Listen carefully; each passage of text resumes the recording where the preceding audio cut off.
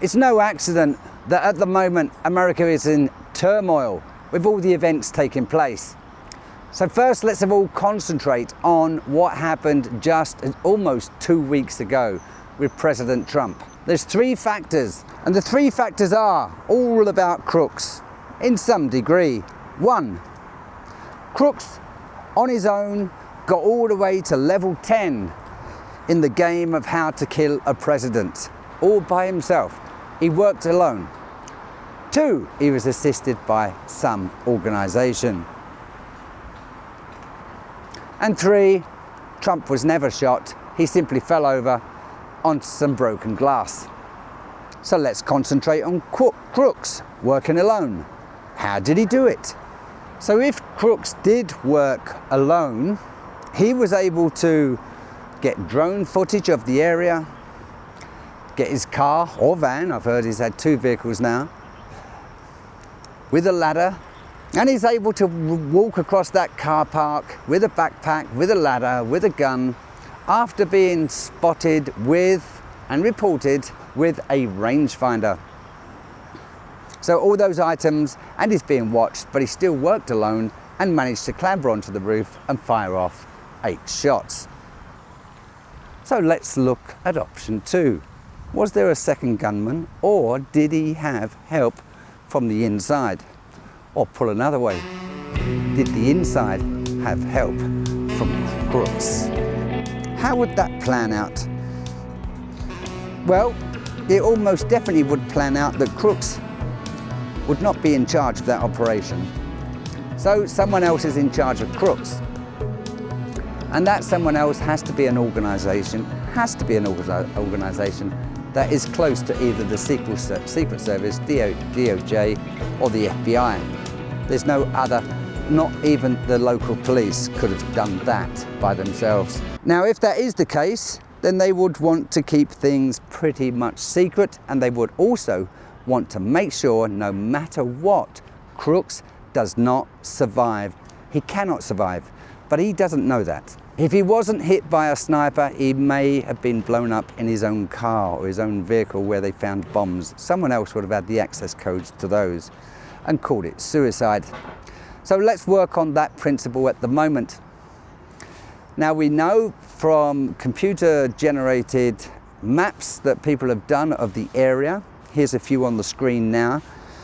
If they're computer generated, they tell you the sniper is on the left side of the building as you look at it from Trump's stadium. When you go behind the sniper, there's a window, and that window was open for the entire speech of Donald Trump.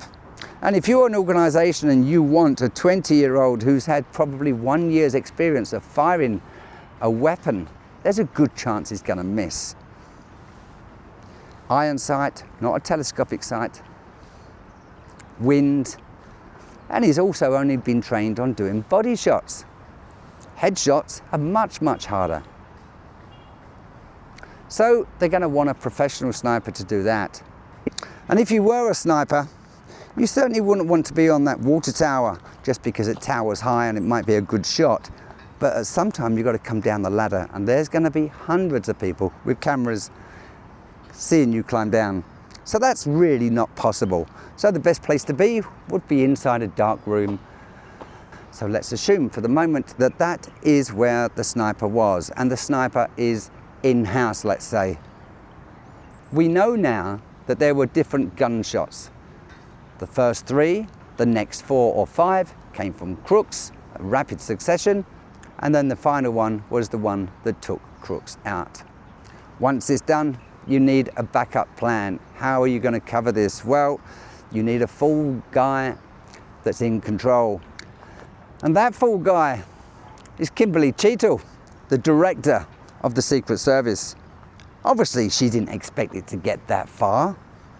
From the House Oversight Committee, Jamie Raskin has asked for her resignation. The expression tells you a lot. She couldn't take the pressure and she had to step down. There needs to be one big distraction, and that would be a change in the election. And that distraction has already started its momentum now. Biden, who believed he was the best candidate for it, has now pulled out. And since the attempted assassination, Joe Biden's health has gone downhill. They blamed it onto COVID. Okay, let's say it is COVID. He's getting worse and worse and very, very quickly. And now Kamala Harris is suddenly booming. So in short, the outcome is likely to be Joe Biden will fall very, very sick. And that sickness has only appeared because they've stopped the medication for Joe Biden. And now nature is taking its course. Maybe he'll even pass away. I'm sure to a degree Jill knows this already. And then we've got Kamala Harris, who's going to try to race against Donald Trump. In retrospect, this should never work. But who knows? Who knows? America's a crazy place. You never know. And then, last but not least, you've got the election. Will it be fair or will it not be fair? And then the entire investigation about Crooks will just fade away. That's it for the next 4 years. Take care, all the very best. Thank you for watching.